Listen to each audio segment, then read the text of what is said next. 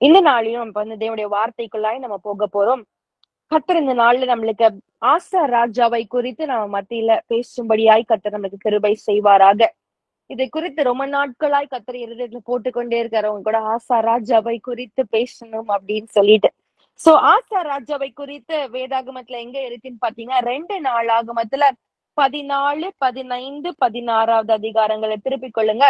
2 நாளாகமம் 14, 15, 16. ஆசா ராஜா யாரு அப்படின்னு பார்க்கும்போது யூத ராஜாவா இருக்கிறார். அபிஜாவோட மகனாய் அந்த இடத்துல வந்து யூத ராஜாவாய் பொறுப்பேற்கிறத பார்க்கலாம். நீங்க பாத்தீங்கன்னா ஆசா ராஜாவை குறித்து 2 நாளாகமம் 14வது அதிகாரத்துல 2வது வசனத்தை யாராவது வாசிக்கிறீங்களா? 2, 3, 4 வாசிங்களேன். ஆசா தன் தேவனாகிய கர்த்தரின் பார்வைக்கு நன்மையும் செம்மையானதையும் செய்தான். அந்நிய தேவர்களின் பலிபீடங்களையும் மேடைகளையும் அகற்றி சிலைகளை உடைத்து விக்கிரகார தோப்புகளை வெட்டி தங்கள் பிதாக்களின் தேவனாகிய கர்த்தரை தேடவும் நியாய பிரமாணத்தின்படியும் கற்பனையின்படியும் செய்யவும் யூதாவுக்கு கற்பித்து. ஆமென். சோ இந்த இடத்துல நீங்க பாத்தீங்கன்னா அவர் வந்து கர்த்தருக்கு பிரியமான காரியத்தை செய்றாங்க. கர்த்தருடைய பார்வையில எது சரியோ அதை மாத்திரம்தான் ஆசாராஜா செய்ததா இந்த இடத்துல பார்க்கலாம். அதே போல எல்லா விக்கிரக தோப்புகள் எல்லாவற்றையும் நிர்மூலமாக்கி அந்த பலிபீடங்கள் எல்லாவற்றையும் தகர்த்து எரிந்து எல்லா கர்த்தருக்கு பிரியமான காரியத்தை மாத்திரம் கர்த்தரை மாத்திரம் தேடி அவருடைய நியாய பிரமாணங்கள் எல்லாவற்றையும் கை கொள்ளுகிற ஒரு ராஜாவாய் ஒரு மனிதனாய் காணப்பட்டார் நம்ம பார்க்கலாம். நீ தொடர்ந்து வாசிச்சீங்கன்னா 14வது அதிகாரத்துல அந்த 2வது வசனத்துல இருந்து 8வது வசனம் வரைக்கும் நீங்க பாத்தீங்கன்னா ஆசா ராஜா எப்படிலாம் வாழ்ந்தாரு, கர்த்தரை மாத்திர தேடினாரு. கர்த்தரை மாத்திர தேடினால் கர்த்தருக்கு பலத்தை கொடுத்தார். அது மாத்திரம் இல்ல, கர்த்தரை மாத்திர தேடினால சுத்தி இருந்த எல்லா ராஜ்யத்தையும் எல்லா இடங்களையும் கர்த்தர் அவருக்கென்று கொடுத்தார். யூத தேசத்துக்கு என்று கொடுத்தார், யூத ஜனங்களுக்கு என்று கொடுத்தார் அப்படின்றத நம்ம பார்க்கிறோம். சோ அப்படி கர்த்தருக்கு பிரியமாய் வாழ வாழ கர்த்தர் வெற்றியை கொடுக்க, கர்த்தர் வெற்றி கொடுக்க. சோ அந்த சமயத்துல நீங்க பாத்தீங்கன்னா கர்த்தரை தேடிட்டே இருக்காரு. கர்த்தரையே நம்பி வாழும் பொழுது ஒரு எத்தியோப்பிய ஜனங்கள் ஒரு சேனை வருகிறத நம்ம பார்க்கலாம். நீங்க அந்த 9வது வசனம் வேற வாசிக்கிறீங்களா? 9, 10 வாசிங்களேன். அவர்களுக்கு விரோதமாக எத்தியோப்பியன் ஆகிய சேரா 10 லட்சம் பேர்கள் சேர்ந்த சேனையோடும் 300 ரதங்களோடும் புறப்பட்டு மரசே மட்டும் வந்தான். அப்பொழுது ஆசா அவனுக்கு எதிராக புறப்பட்டான். மரேசாவுக்கு அடுத்த செப்தா என்னும் பள்ளத்தாக்கில் யுத்தத்திற்கு அணிவகுத்து நின்றார்கள். ஆமென். சோ இந்த இடத்துல நம்ம பார்க்கிறோம் என்ன? சோ இந்த ஆசா ராஜா யூத நாட்டு யூத ஜனத்தோட ராஜாவா இருக்கிறார். சோ இவருக்கு எதிர்த்து யாருன்னா ஜேரா என்ற எத்தியோப்பிய அந்த சேனைகளுக்கு வந்து தலைவரா எத்தியோப்பிய ராஜா யார் வரா? ஜேரா வந்து வரா. சோ இவங்க 2 பேருக்கும் சண்டை நடக்குது. யாருக்கு? யூத ஜனங்களுக்கும் எத்தியோப்பிய ஜனங்களுக்கும் நடுவுல ஒரு போர் வருவது நம்ம பார்க்கலாம். சோ இந்த நேரத்துல கர்த்தரை தேடுகிற ஆசா ராஜா என்ன சொல்லுறாங்க கவனிங்களா? கர்த்தரை மாத்திரம் நம்புறார். அவங்க கிட்ட இருக்க ஆள் பலத்தை பார்க்க அவர்கிட்ட எதையுமே பார்க்காம கர்த்தர் மேல முழுமையாய் நம்பி ஒரு ஸ்டேட்மெண்ட் சொல்றாரு. என்ன ஸ்டேட்மெண்ட் தெரியுமா? வாசிங்க பார்க்கலாம். நீங்க குறித்து கொள்ள வேண்டிய ஒரு வசனமா இருக்கு. 11வது வசனம் வாசிங்களேன். ஆசா தன் தேவனாகிய கர்த்தரை நோக்கி கூப்பிட்டு, கர்த்தாவே, பலமுள்ளவனாகிலும் பலனற்றவனாகிலும் உதவி செய்கிறது உமக்கு லேசான காரியம். எங்கள் தேவனாகிய கர்த்தாவே, எங்களுக்கு துணை நில்லும். உம்மை சார்ந்து உம்முடைய நாமத்தில் ஏராளமான இந்த கூட்டத்திற்கு எதிராக வந்தோம். கர்த்தாவே, நீர் எங்கள் தேவன், மனுஷன் உம்மை மேற்கொள்ள விடாதேயும் என்றான்.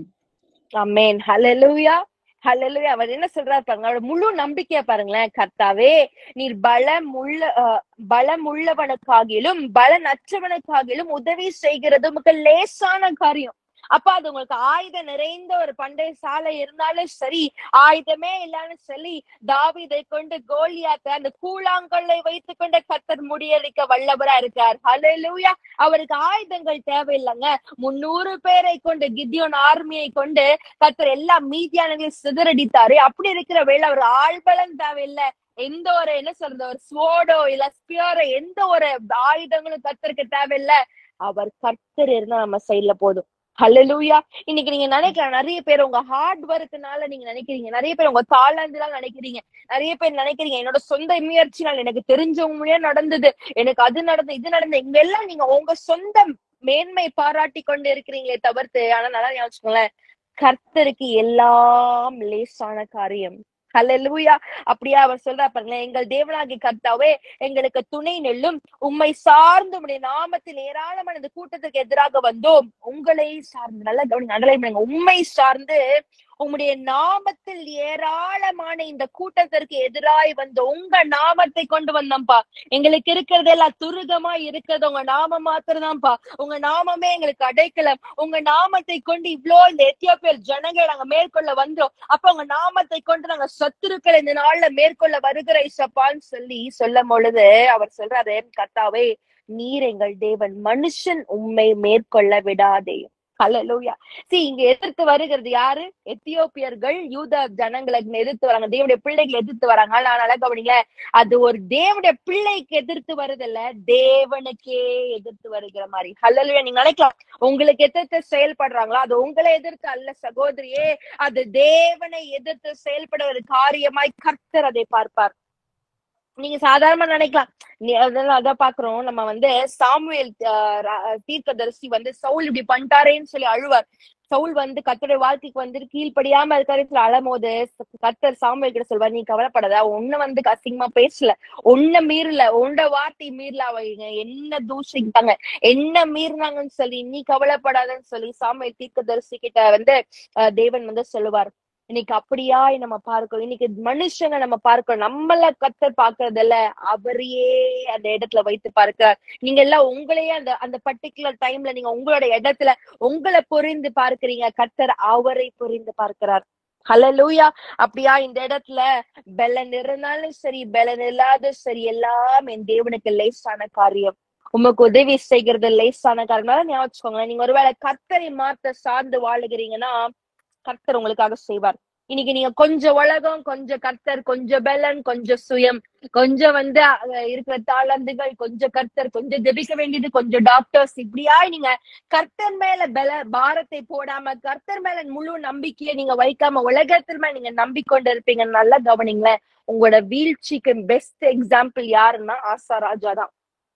நம்ம பாக்குறோம், நீதிமொழிகள்ல பார்க்கிறோம்ல, உன் சுயபலத்தின் மேல் சரமல், கர்த்தர் மேல் நம்பிக்கையாரு, அவர் காரியத்தை வாய்க்க செய்வார். ஹல்லேலூயா. கர்த்தர் மேல் நம்பிக்கையா இருக்கிற மனுஷன் பாக்கியவான் இல்ல. அப்படியா நம்ம கர்த்தர் மேல நம்பிக்கையா இருக்கணுங்க. அதற்குதான் அழைக்கப்பட்டிருக்கோம். நீங்க நினைக்கிறீங்க பாவம் என்பது ஏதோ திருடுறது மாத்திரம்தான் பாவம், விபச்சாரம் மாத்திரம்தான் பாவம் நினைக்கிறீங்க. அதெல்லாம் ஒண்ணு தெரிஞ்சுக்கோங்க, விக்கிரகம் மாத்திரம்தான் பாவம் கிடையாது. கர்த்தரை நம்பாமல் இருக்கிறது பாவம் தான். கர்த்தரை ஒரு சைட்ல வச்சுட்டு இன்னொரு சைட்ல உங்களோட மாம்சரீகத்துல நீங்க பிளான் போடுறீங்கல்ல, நீங்க ஒரு பெரிய ட்ரீம் வச்சிருக்கீங்கள, நீங்க ஒரு பெரிய ஆம்பிஷன் வச்சிருக்கீங்கல்ல, அதுவும் பாவம் தான் சகோதரி. இந்த நாள்ல அதை விட்டு மனம் திரும்பும்படி கர்த்தர் நம்ம மத்தியில கேட்டுக்கொண்டு இருக்கார். ஹல்லேலூயா. அப்படியா இந்த இடத்துல அவங்க கர்த்தரை நம்பி போனதுனால கர்த்தர் என்ன பண்றாரு? 12வது வசனம் வாசிங்க பார்க்கலாம். அப்பொழுது கர்த்தர் அந்த எத்தியோப்பியரையும் ஆசாவுக்கும் யூதாவுக்கும் முன்பாக முறியடித்ததினால் எத்தியோப்பியர் ஓடி போனார்கள். ஹல்லேலூயா. கர்த்தர் அவங்களுக்கு சொல்றாங்க ஸ்டேட்மெண்ட், அவ்வளவுதான், கர்த்தர் முறியடித்தார். ஹல்லேலூயா.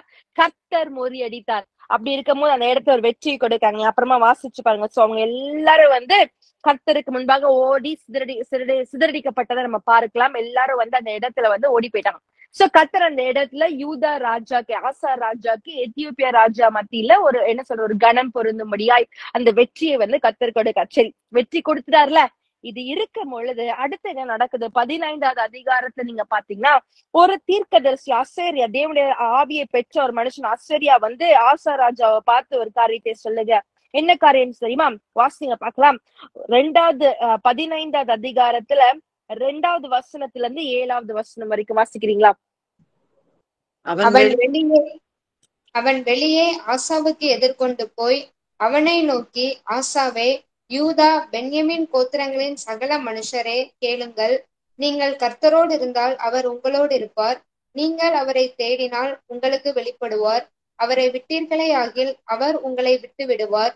இஸ்ரவேலிலே அநேக நாளாய் மெய்யான தேவனும் இல்லை, உபதேசிக்கிற ஆசாரியனும் இல்லை, வேதமும் இல்லை. தங்கள் நெருக்கத்திலே இஸ்ரவேலின் தேவனாகிய கர்த்தரிடத்துக்கு திரும்பி அவரை தேடின போது அவர் அவர்களுக்கு வெளிப்பட்டார். அக்காலங்களிலே வெளியே போகிறவர்களுக்கும் உள்ளே வருகிறவர்களுக்கும் சமாதானம் இல்லை. தேசங்களின் குடிகள் எல்லாருக்குள்ளும் மகா அமளி உண்டாயிருந்து ஜாதியை ஜாதியும் பட்டணத்தை பட்டணமும் நொறுக்கினது. தேவன் அவர்களை சகலவித இடுக்கத்தினாலும் கலங்க பண்ணினார். நீங்களோ உங்கள் கைகளை நெகிழ விடாமல் திடன் கொள்ளுங்கள், உங்கள் கிரியைகளுக்கு பலன் உண்டு என்றான். ஹல்லேலூயா. இந்த இடத்துல வந்து நம்ம பார்க்கிறோம்ல, அப்படியாய் வந்துட்டு அசரியா வந்து கர்த்தருடைய ஆவியை பெற்று இந்த காரியத்தை உரைக்க, தீர்க்க தரிசனமாய் உரைக்க. நல்லா அண்டர்லைன் பண்ணிக்கொள்ள வேண்டிய வசனம் எத்தனாவது வசனம்? 2வது வசனம். ஆசா என்ன சொல்றாருன்னா, கேளுங்கள், நீங்கள் கர்த்தரோடு இருந்தால் அவர் உங்களோடு இருப்பார். நீங்கள் கர்த்தரோடு இருந்தால் கர்த்தர் உங்களோடு இருப்பார். நீங்கள் அவரை தேடினால் உங்களுக்கு வெளிப்படுவார். அவரை விட்டீர்களே ஆகில் அவர் உங்களை விட்டு விடுவார். நல்லா அண்டர்லைன் பண்ணிக்கோங்க. See the truth behind this is very see இங்க நிறைய பேர் நினைக்கிறீங்க கர்த்தர் உங்களோட இருக்காரு, கர்த்தரோட உங்களோட இருக்காரு. நல்லா ஞாபகம் வச்சுக்கோங்க சகோதரியே, நீ கர்த்தரோட இல்ல, நீ ஜெபிக்கவே நேரம் இல்ல, நீ வேதம் வாசிக்க நேரம் இல்ல, கர்த்தர் கூட எனக்கு வந்து ஐக்கியமா இருக்கிறதுக்கு நேரம் இல்ல, எனக்கு வேலைதான் முக்கியம் நீங்க சொல்லிருந்தீங்கன்னா கர்த்தர் உங்களோட இருக்க மாட்டாரு. See this is the bitter truth. இதான் சத்தியங்க, சத்தியம் இதான். நீங்க இன்னொரு வசனமா நீங்க வாசிக்கிறீங்களா? பிலிப்பியர் 4வது அதிகாரம் 9வது வசனம் வாசிக்கிறீங்களா? பிலிப்பியர் 4வது அதிகாரம் 9வது வசனம். நீங்கள் என்னிடத்தில் கற்றும் அடைந்தும் கேட்டும் கண்டும் இருக்கிறவைகள் அவைகளோ அவைகளையே செய்யுங்கள், அப்பொழுது சமாதானத்தின் தேவன் உங்களோடு இருப்பார். சமாதானத்தின் தேவனாகிய இயேசு கிறிஸ்து உங்களோட எப்போ இருப்பாரா? நீங்க கர்த்தர்கிட்ட கற்றதும் அடைந்தும் கேட்டும் கண்டும் வேதத்துல இருக்க எல்லா காரியங்கள் கர்த்தர் உங்ககிட்ட சொன்ன எல்லா காரியத்தையும் நீங்க செய்யும் பொழுது கர்த்தர் உங்களோட இருப்பார். நல்லா கவனிங்க. இன்னைக்கு நீங்க வேதத்தை வாசிக்க நீங்க ஒருவேளை கீழ்ப்படியாம இருக்கிறியா சகோதரியே, நீ அப்படிப்பட்ட கீழ்ப்படியாமையினால நீ வாழுகிற வாழ்க்கை இருக்குமானால் கர்த்தர் உன்னோட இருக்க மாட்டார் என்று இந்த வசனத்தின் மூலமா நம்ம பார்க்கலாம். இன்னைக்கு நீங்க எல்லாம் சொல்லக்கூடாது கர்த்தரனோட இருக்காரு, கர்த்தரனோட இருக்காரு. கர்த்தர் உங்களோட எப்ப இருப்பார் தெரியுமா? நீங்க ஒரு வார்த்தையை கை கொள்ளும் போது, அவர் பிரச்சனத்துக்குள்ள இருக்கும் போது, நீங்க அதிகமாய் ஜெபிக்கும் பொழுது, இன்னும் நீங்க அவரோட வேறுண்டு நீங்க வளரும் பொழுது மாத்திரம்தான் கர்த்தர் உங்களோட இருப்பார். சி யோசேப்பு கர்த்தருக்கு பயந்து வாழ்ந்து அவரோடு இசைந்து அதனாலதாங்க யோசேப்பு கூட கர்த்தர் இருந்தார். ஹல்லேலூயா. அதனால்தான் அவர் பாவத்தை வெறுத்து ஓட முடிந்தது. இன்னைக்கு நீங்க கவனமா இருக்கணும். இன்னொரு வசனத்தை வாசிங்களா? ஆமோஸ் 3வது அதிகாரம் 3வது வசனம் வாசிக்கிறீங்களா? ஆமோஸ் 3வது அதிகாரம் 3வது வசனம். 2 பேர் ஒருமனப்பட்டிருந்தால் ஒழிய ஒருமித்து நடந்து போவார்களோ? ஆமென். 2 பேரும் ஒருமனப்பட்டாதான் ஒன்றை நடந்து போக முடியும். 2 people have to agree together. அக்ரிமெண்ட்டுக்குள்ள வரணும். இன்னைக்கு நீங்க எல்லாம் என்ன பிரச்சனை தெரியுமா? நீங்க ஒரு கவர்னன்ட்குள்ள வரணும், ஒரு உடன்படிக்கைக்குள்ள வரணும். இன்னைக்கு உடன்படிக்கைகள் நான் உங்களை தேட வயசப்பா நீங்க சொன்னா மாத்திரதான் கர்த்தர் உங்களோடு இருப்பார். 2 பேரும் உடன்படிக்கைக்குள்ள வரணும். இன்னைக்கு அநேகோட வாழ்க்கையில கர்த்தர் இல்லாததுக்கு காரணம் என்ன?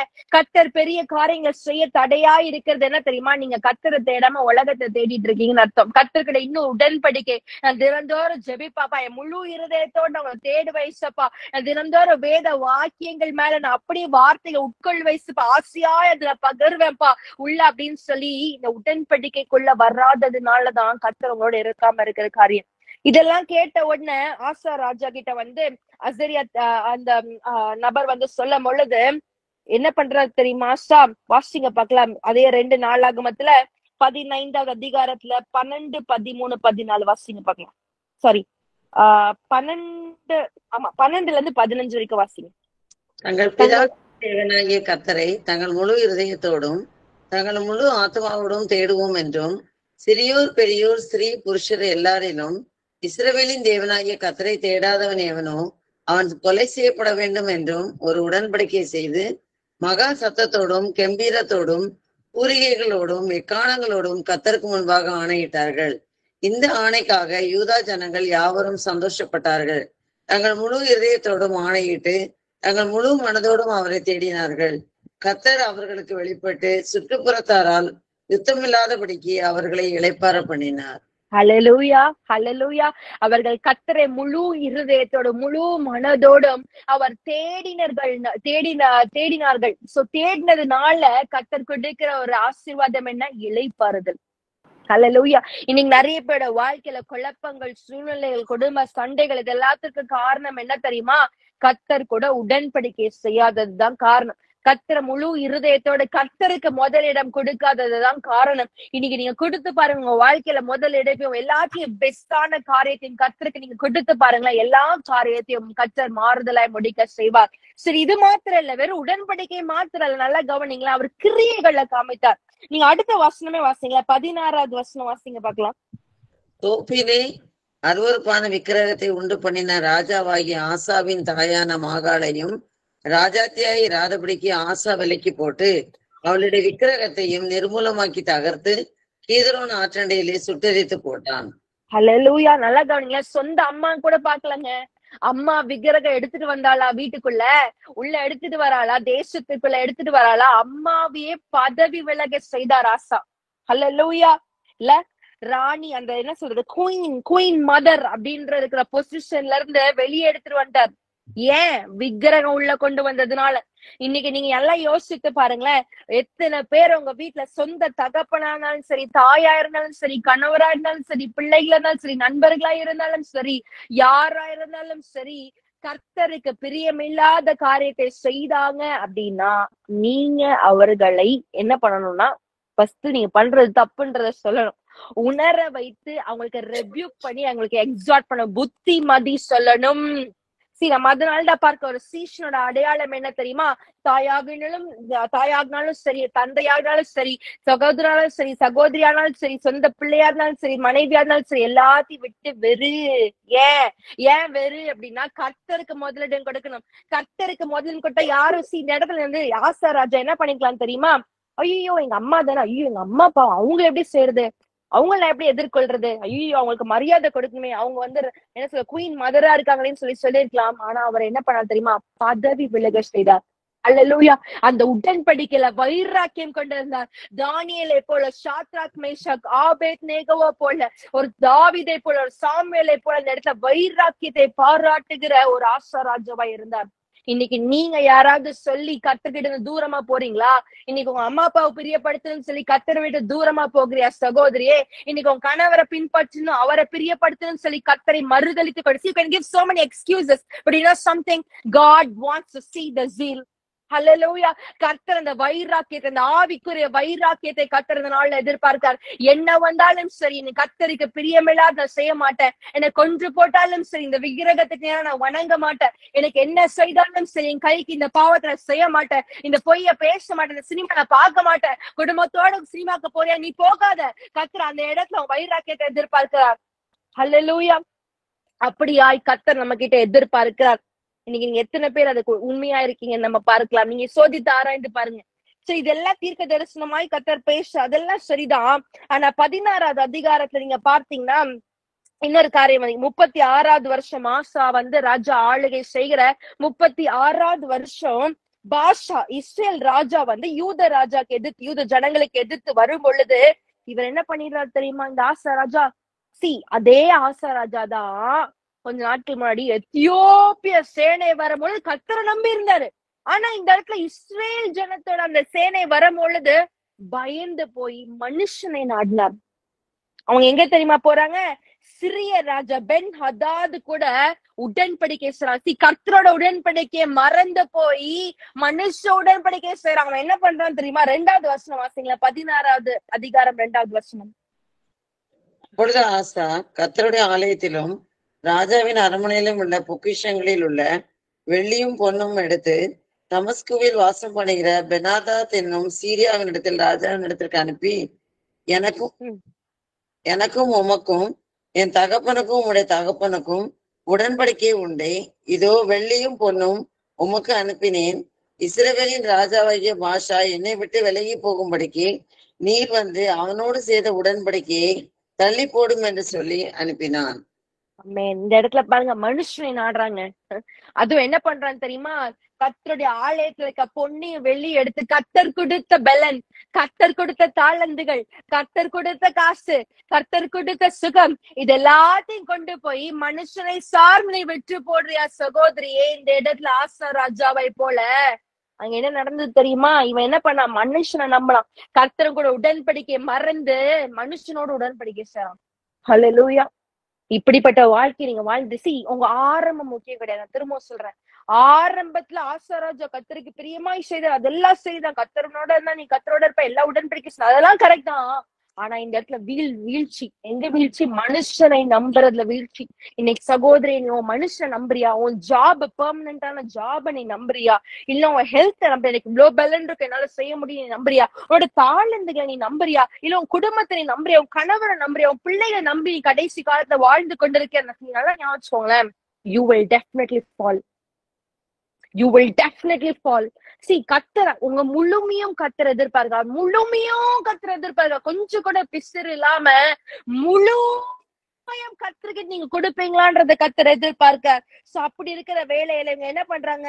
அந்த பென் ஹதாத் அந்த சிறிய ராஜா கூட ஒப்பந்தம் செய்து அவர் விரட்டும் பொழுது இந்த ராஜா ரமாவை விட்டு திரும்பி போயிடுறாரு. யாரு? இந்த பாஷா இஸ்ரேல் ராஜா, இஸ்ரேல் ஜனங்களோட ராஜாவா இருக்காரு. சோ இவங்க யாரு? பென் ஹதாத் விரட்டும் பொழுது பாஷா இஸ்ரேல் ராஜா போயிடுறாரு. சரியா? சோ இதெல்லாம் நல்லா ஸ்மூத்தா முடிஞ்சிருச்சு. இவர் மனுஷன் நம்பினதுனால ஸ்மூத்தா எல்லா பிரச்சனையும் முடிஞ்சிருச்சுதான். உங்களுக்கு அப்படிதான். ஒரு ரெக்கமெண்டேஷன் நடந்தா உங்களுக்கு வேலை கிடைச்சிருச்சுதான். உங்களுக்கு ஒரு பிரச்சனை சால்வ் ஆயிடுச்சு, சுகம் கிடைச்சிருச்சுதான். நீங்க ஒரு மருத்துவர் நம்புறதுனால எல்லாம் கிடைச்சிருச்சுதான். அதெல்லாம் சூப்பர் தாங்க. ஆனா கர்த்தர் அதுக்கப்புறம் தீர்க்கதரிசி அனுப்புறாரு. யார தெரியுமா அனுப்புறாரு? 7வது வசனம் வாசிங்க. 7ல இருந்து 9 வசனங்கள் வாசிங்களேன். அக்காலத்திலே ஞான திருஷ்டிக்காரனாகிய அனானி யூதாவின் ராஜாவாகிய ஆசாவின் இடத்தில் வந்து அவனை நோக்கி, நீர் உம்முடைய தேவனாகிய கர்த்தரை சார்ந்து கொள்ளாமல் சீரியாவின் ராஜாவை சார்ந்து கொண்டபடியினால் சீரியா ராஜாவின் இராணுவம் உமது கைக்கு தப்பு போயிற்று. மிகவும் ஏராளமான ரதங்களும் குதிரை வீரரும் உள்ள எத்தியோப்பியரும் லூபியரும் மகா சேனையாய் இருந்தார்கள் அல்லவா? நீர் கர்த்தரை சார்ந்து கொண்ட போதவெனில் அவர்களை உமது கையில் ஒப்பு கொடுத்தாரே. தம்மை பற்றி உத்தம இருதயத்தோடு இருக்கிறவர்களுக்கு தம்முடைய வல்லமையை விளங்க பண்ணும்படி கர்த்தருடைய கண்கள் பூமி எங்கும் உலாவிக் கொண்டிருக்கிறது. இந்த விஷயத்தில் மதியில்லாதவராய் இருந்தீர். ஆகையால் இது முதற்கொண்டு உமக்கு யுத்தங்கள் நேரிடும் என்றான். அம்மேன் அம்மேன்ல அவ்வளவு அழகா இருக்கு பாருங்களேன்.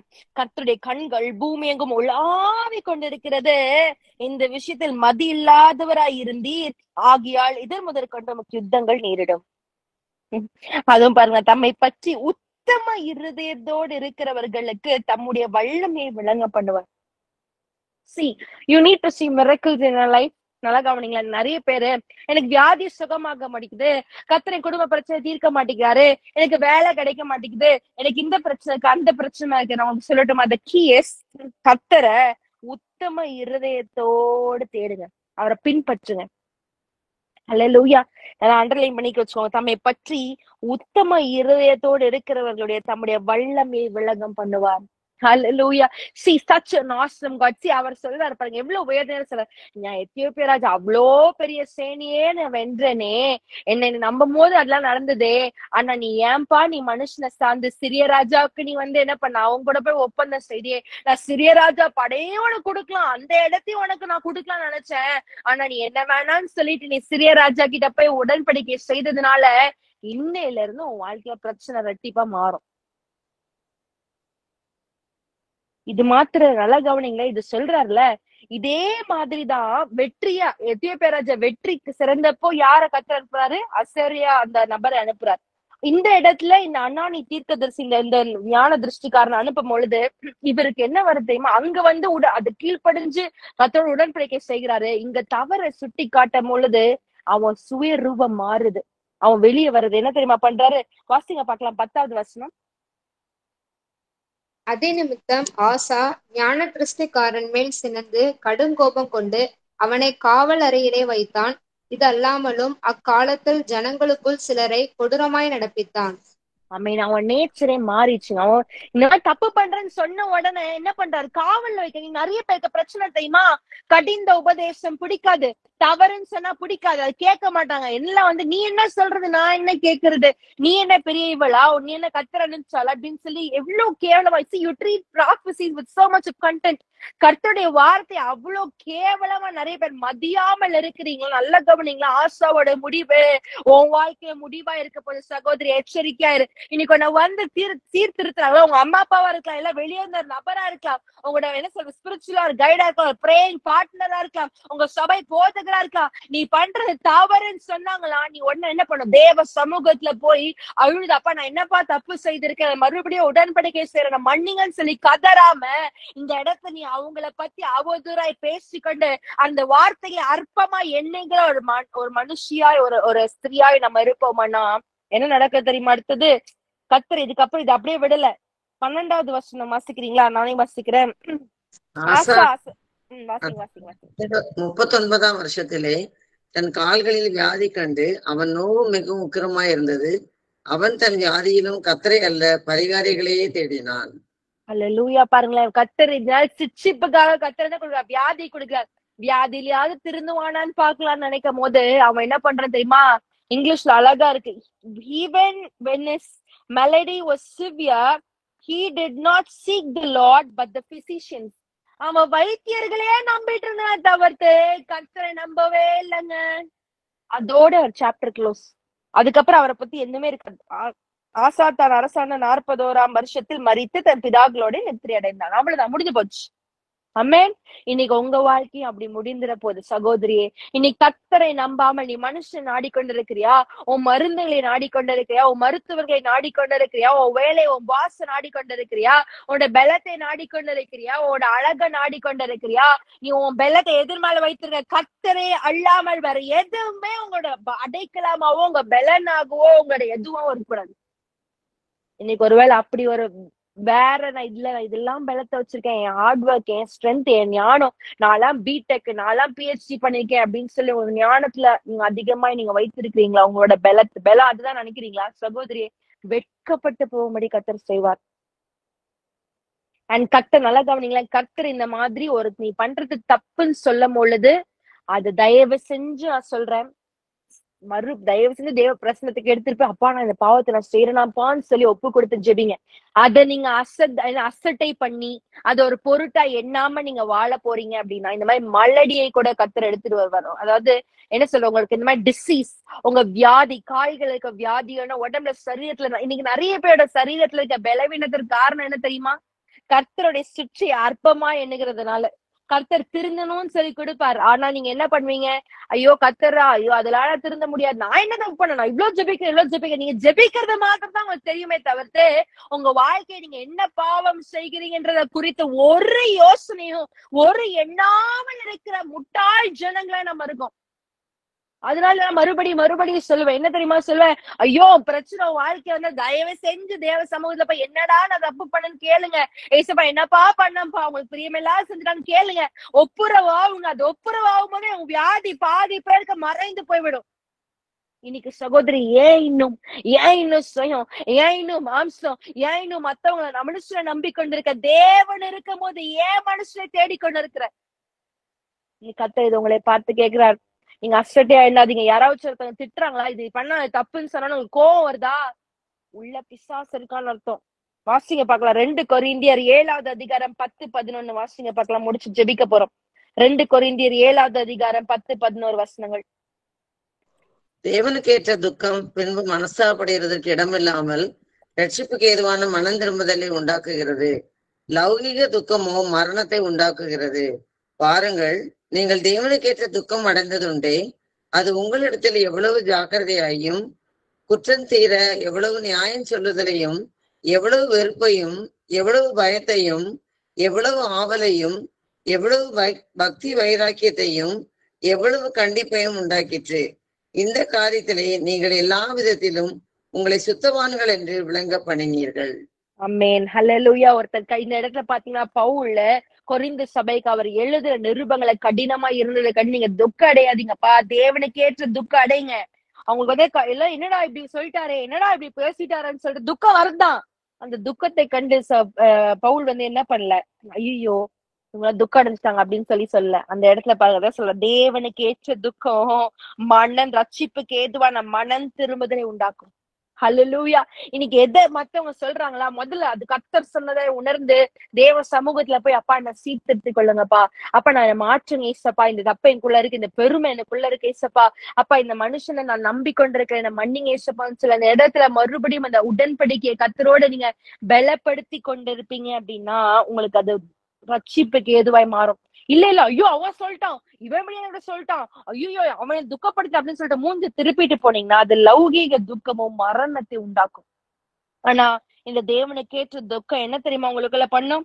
உங்களுக்குள்ள ஜாக்கிரதை உண்டாக்கும், உங்களுக்குள்ள என்ன சொல்றது, வெறுப்பை உண்டாக்கும், பாவத்தை குறித்த ஒரு வெறுப்பை உண்டாக்கும், பயத்தை உண்டாக்கும், ஆவலை உண்டாக்கும், பக்தி வைராக்கியத்தை உண்டாக்கும், தண்டிப்பையும் உண்டாக்கிற்று. ஹல்லேலூயா.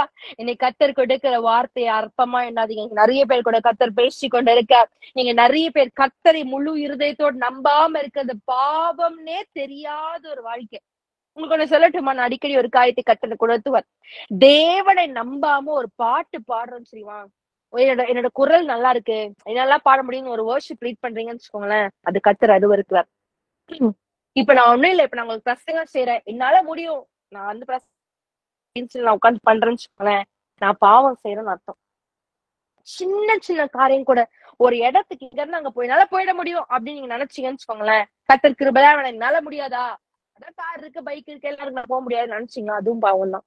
இன்னைக்கு கர்த்தரை நம்பாம நல்லா யோசிச்சு பாருங்களேன், எத்தனை நொடிகள் நம்ம வாழ்றோம், நம்ம வாழ்க்கையில எவ்வளவு நிமிடங்கள் நம்ம வாழ்ந்து கொண்டிருக்க சகோதரியே, இன்னைக்கு நம்ம எல்லாவற்றையும் நம்ம ஒப்பு கொடுத்த இசப்பா, இந்த நாள்ல இந்த உங்களையே நம்பி வாழ வைசப்பா, உங்க கிருபதான்ப்பா என்ன தாங்குது அப்பா, எனக்கு எந்த மருந்து இல்லை, நீ எத்தனை மருந்து ஒரு நாளைக்கு போடுறீங்க, எல்லா மருந்து பார்த்து சொல்லுங்க அப்பா, இது என்ன காப்பாத்தலப்பா, நீங்க தான் என்ன ஒவ்வொரு நாள் உயிரோட வச்சிருக்கீங்க, இந்த மருந்தே போடாட்டி கூட என் தேவனுடைய கணக்குல எத்தனை நாள் இருக்கோ சகோதரி, நீ அத்தனை நாள் உயிர் வாழ்வ, அத்தனை நாள் உயிர் வாழ்வ. நீ நினைக்கிற உன் மருந்துதான் உன்னை காப்பாத்துது, நீ நினைக்கிற உன்னோட வேலை, நீ பண்ற ஹார்ட் ஒர்க், உன்னோட ஞானம், உன் மண்டையில இருக்க மூளைதான் உன்னை வேலை நிக்க வைக்குதுன்னு நினைக்கிறேன். இல்ல இல்ல இல்ல இல்ல, கர்த்தர் கிருபியா கொடுத்து நிக்க வச்சிருக்கார், கிருபியாய் கர்த்தர் ஒவ்வொரு நாள் நடத்தி கொண்டிருக்கார். நீங்க எதுவும் நினைக்கிறீங்க, உங்க தாளந்தோ, உங்க பலனோ, உங்க சுகமோ, உங்களோட பேச்சு திறமையோ, உங்க பாடல் திறமையோ, உங்களோட ஏதாச்சும் ஒரு காரியம், உங்க அழகுதான் எல்லாரையும் மயக்குது அப்படிலாம் எதுவும் நினைச்சிடாதீங்க. கர்த்தர் கொடுக்கிற